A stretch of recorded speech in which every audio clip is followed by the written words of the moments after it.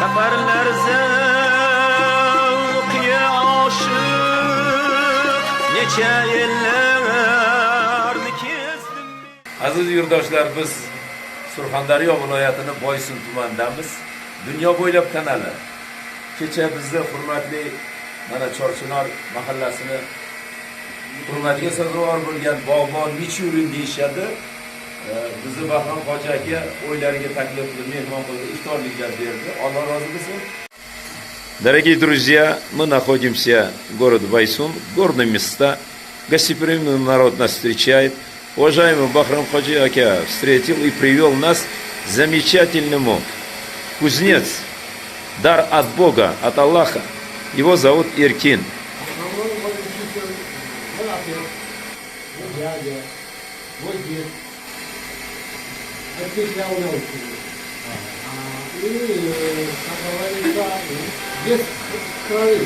Vaholanki Boysunda mana shunday insonlar bor, kasb egalari. Ota-bobolaridan 7-avlod Erkinjon aka ekan. Belingga quvvat bo'lay, dardinga darmon. Mehnat uchun tug'ilgan ey hunar kasb egasi, temirchi Erkinjon aka dehqon. Aytib beringchi, mana bu o'roqlar va har bir xonadonga kerakli o'sha asboblardan tashqari qarashimcha sizda bir narsalarni ko'rib qoldim. Bunimi? Kamqov.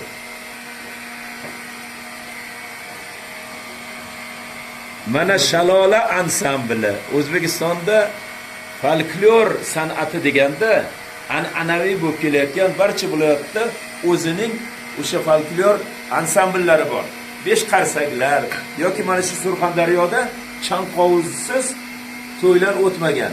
Mana o'sha abadiyat. Men Mongoliyaga borganimda Mongoliya xalqi ham yakutlarda ham bu narsa bor.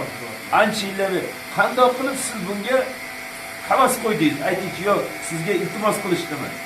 Endi bu narsalar bor edi. Bizda mashinamizda bu narsalar ota-bobolarimiz kelgan.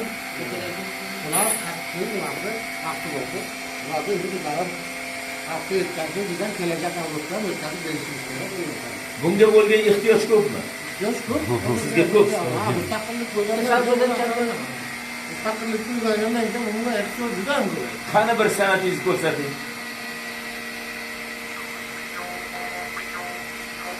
Вот, дорогие друзья, я вам записываю историю.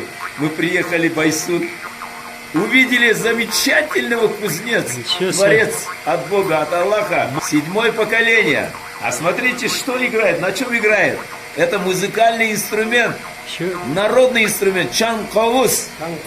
Монголы, буряты, кумыки, калмыки.